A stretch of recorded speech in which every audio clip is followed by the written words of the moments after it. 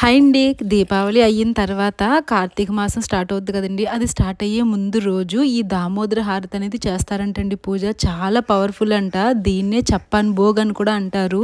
చప్పన్ అంటే హిందీలో 56 అన్నమాట. అంటే చప్పన్ భోగ్‌కి 56 రకాల ప్రసాదాలు చేసి ఈ దామోదర హారతి ఇస్తారు. అంటే ఇది కృష్ణుడి పూజ అన్నమాట. ఈ పూజనే గోవర్ధన పూజ అని కూడా అంటారండి. కార్తీక మాసంలో ఈ గోవర్ధన పూజ చేసుకొని మనం ఏదైతే ప్రసాదాలు చేస్తామో అవి వచ్చిన వాళ్ళకి పెట్టి ఈ పూజ చేసుకుంటే చాలా మంచిదంట. చప్పన్ భోగులో 56 రకాలు వండుతారు కదండి. లాస్ట్ టైం ఇదే పూజ మాతాజీ 108 రకాల ప్రసాదాలు చేశారండి. ఈసారి 56 కాదు, దగ్గర 70 రకాలు అయినాయి అన్నమాట. మాతాజీ అప్పటికప్పుడు అనుకున్నారంటండి. ముందు నుంచి అంత ప్లానింగ్ ఏం లేదు ఆవిడ, అందుకే సింపుల్ గా చేసుకున్నారు. లాస్ట్ ఇయర్ చేసినంత గ్రాండ్ గా చేయలేదు, బట్ చాలా బాగా చేశారు. ఇప్పుడు కూడా దీనికి మనకి 56 ఒత్తులు కూడా వేస్తారండి. అంటే ఎంతమంది అయితే వస్తారో వాళ్ళందరూ హారతి ఇచ్చేలాగా చిన్న చిన్న ప్రమిదల్లో ఒత్తులు వేసి నెయ్యి వేసి ఉంచుతారనమాట.